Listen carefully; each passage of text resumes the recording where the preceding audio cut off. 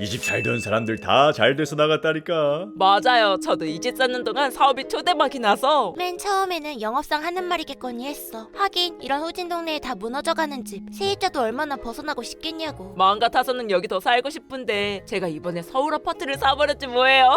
한강뷰인데 보실래요? 뭐라? 이거 영업이 아니라 자랑이었잖아. 아가씨 수능 공부한다며 혹시 알아? 여기 살다 한국대라도 턱 붙어버릴지? 저 계약할게요. 여기다 사인하면 돼요? 다비야, 너 내가 어쩜 이러니? 귀가 팔랑팔랑팔랑팔랑 해가지고 이런 집을 월 40에 계약하는 사람이 어딨어? 이사까지 왔는데 이제 와서 물을 수 없잖아. 망했다. 집이 무너지고 있어. 엄마야, 이게 뭐야? 문 앞에 5만 원짜리가 5장, 6장, 7, 8? 딱 40만 원이 떨어져 있는 거야. 엄마, 이 집 찐으로 뭔가 있나 봐. 의심할 수도 없었어. 이 집에서 책을 펴기만 해도 실수전제의 집합에서 미분 가능한 한수 어쩌고저쩌고 머리에 다이렉트로 꽂히는 지식들. 오수를 하고도 인서울도 힘들었던 내가 후배님들 한국대 입학을 축하합니다. 명문대에 떡하고 붙어버리다니. 이게 진짜로 우리 집 덕분이라니까. 나도 좀 씁시다. 누구세요? 알잖아. 나 왜 모르는 척해요? 어딘가 낯익은 얼굴. 알겠다. 집 같이 쓰기 싫어서 모르는 척하는 거구나. 이 집을 내주는 게 아니었는데. 이제야 기억이 났어. 전 세입자. 한강변 아파트를 샀다는 자랑이 무색하기도 형편없는 모습에 코를 찌르는 악취까지. 여자를 애써 무시하고 집에 들어가려는데 이거 놓으세요. 경찰 부를 거예요. 요즘 일이 이상하게 잘 풀리죠? 아주 좋아 죽겠지? 진짜 뒤질 줄도 모르고. 그게 무슨 뜻이에요? 집에 들여보내줘요. 그럼 내가 다 말해줄게. 혹시나 싶어 칼을 숨긴 채로 여자를 방으로 들였어. 부모님이 돌아가셨어요. 이사 간 지 3일 만에요. 이어지는 내용은 아무라기 짝이 없었어. 한순간에 부동산 사기로 전 재산을 잃고 손대는 사업마다 쫄딱 망해버렸다고. 빚쟁이처럼 나쁜 일들이 찾아오더라고요. 이 집에서 얻어쓴 행운들을 갚기라도 하는 것처럼.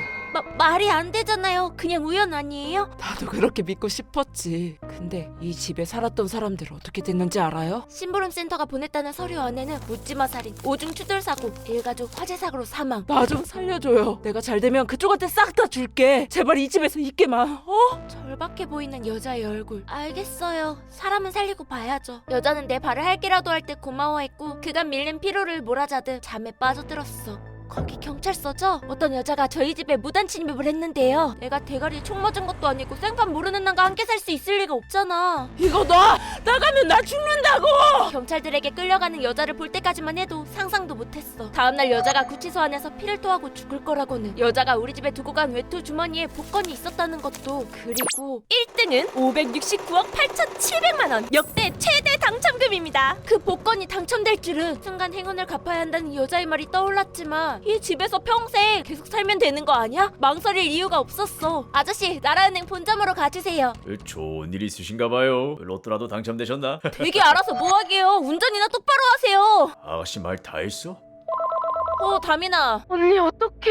엄마가! 당신 같은 손님 안 받아. 당장 내려. 왜지? 아직 집에서 이사도 안 갔는데. 운전한다고 나 무시하는 거야? 택시 기사는 왜 나를 죽일 듯이 노려보고. 우리 엄마 어떡하냐고! 엄마는 왜 사고를 당한 거야? 언니 빨리 와! 아저씨, 뭐야 아가씨 내리라고! 죄송해요. 택시비 2배로 드릴 테니까 가주세요. 나라은행으로. 돈이 있어야 엄마도 살리는 거잖아. 569억 8,700만 원입니다. 이 돈을 놓칠 수는 없잖아. 엄마가 왜 우리 엄마가 죽는 거야? 이사 간 것도 아닌데. 사상 최대 당첨금이라던데 어디 쓰실지 여쭤봐도 될까요? 금액이 너무 크네요. 이제야 알았어. 너무 큰 행운이라 집 밖에 나오기만 해도 불행하로 갚아야 했던 거야. 너무 기쁘셔서 눈물이 나시나 보다. 정신 없으시죠? 정신 차려야죠. 그럼 투자 상품을 추천드리고 싶은데 시간 괜찮으시면 입 닥쳐! 나한테 무슨 짓을 하려고! 누가 무슨 짓을 할지 몰라. 1초라도 빨리 집에 돌아가야 해.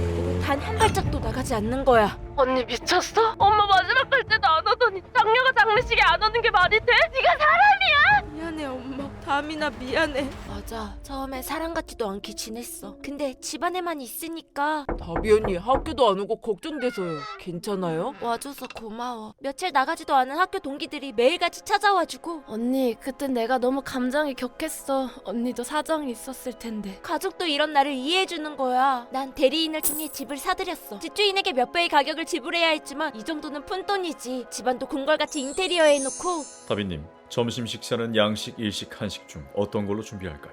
집사의 고급 셰프까지. 우리 집은 그야말로 천국이 따로 없었어. 누나, 집에만 있으면 답답하지 않아요? 너도 나처럼 살아봐. 답답할 새가 있나. 매일 사람들과 먹고 마시고 즐기느라 슬퍼할 겨를도 없었지. 하긴 이 집 좁은 것만 빼면 모든 게 완벽하긴 해. 맞아. 나가지만 않으면 모든 게 평화롭지.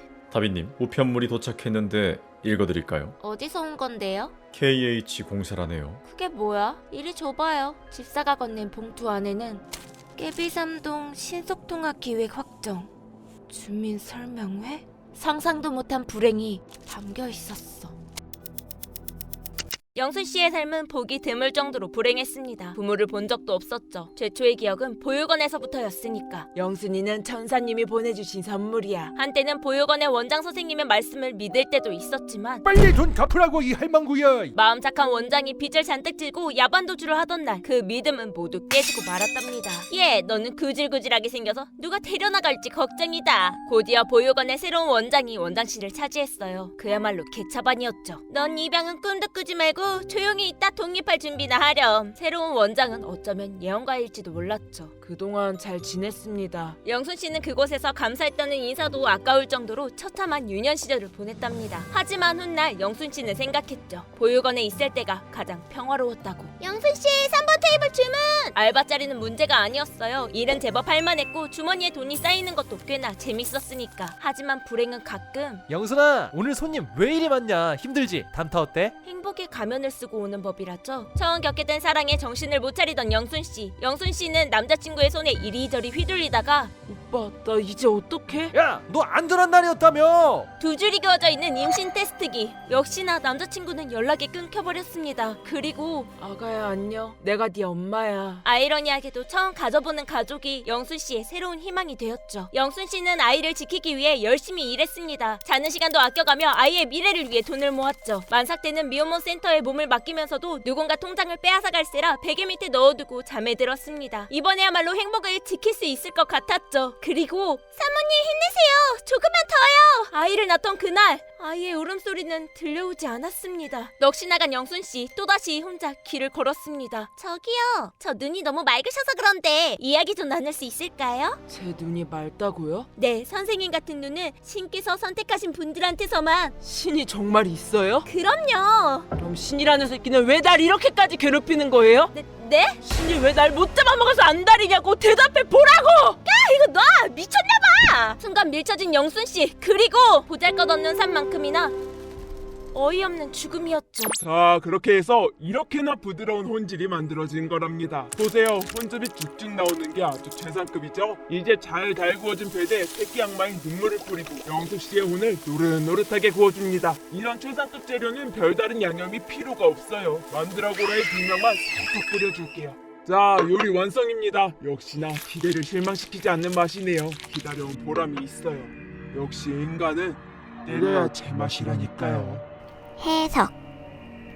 사는 동안은 행운이 따르지만 집에서 나가는 순간 그동안 받은 행운을 불행으로 갚아야 하는 집. 주인공은 평생 이 집에서 한 발짝도 나가지 않겠다고 결심하고 행운을 마음껏 누리고 있었는데요. 그런 주인공의 결심을 한순간에 무너뜨릴 우편이 도착하고 맙니다. 신속통합기획 확정 안내문. 신통기획은 국가에서 주도하는 재개발 사업인데요. 기존 재개발과는 달리 보다 완화된 주민 동의율과 신속한 사업 추진이 특징인 공공지원 계획입니다. 게다가 주인공의 집이 있는 깨비삼동은 신통기획 사업지 확정까지 되어버린 상태. 이제 주인공은 재개발 공사를 위해 집을 비워줘야 하는 상황에 놓이게 된 것이죠. 그리고 그녀가 집 밖으로 한 발짝을 내딛는 순간 그동안 주인공이 누리던 수많은 행운들이 거대한 불행으로 바뀌어 그녀의 인생을 망쳐놓게 될 것입니다. 두 번째 이야기. 주인공의 신의 선택을 받은 사람이라고 말했던 도미걸. 그녀의 말은 사실이었습니다. 영순 씨는 신에게 요리 재료로 선택된 사람이었죠. 신은 최상의 혼질을 얻기 위해 영순 씨의 인생을 갖은 방법으로 괴롭힙니다. 마치 더 맛있는 고기를 얻기 위해 동물들을 비도덕적인 방법으로 사육하는 사람들처럼 말이죠. 이처럼 고난 불행으로 버무려진 영순 씨의 인생 또한 미식을 위한 특별한 레시피였다는 사실이 밝혀지며 이야기가 끝나게 됩니다.